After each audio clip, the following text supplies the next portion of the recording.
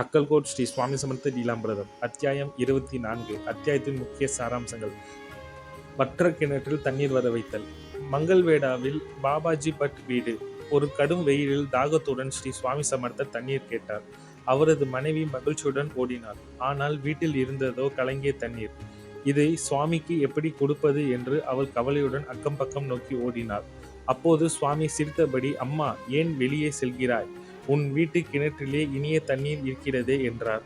சுவாமி, எங்கள் கிணறு வெயிலில் வற்றிவிடும் என்று அவள் சொன்னாள். அதற்கு சுவாமி, அப்படியா, வா பார்க்கலாம் என்றார். கிணற்றில் சென்று ஒரு கணத்தில் அதிசயம். வற்றிய கிணற்றில் இருந்து கங்கை போல் குளிர்ந்த இனிய நீர் பொங்கியது.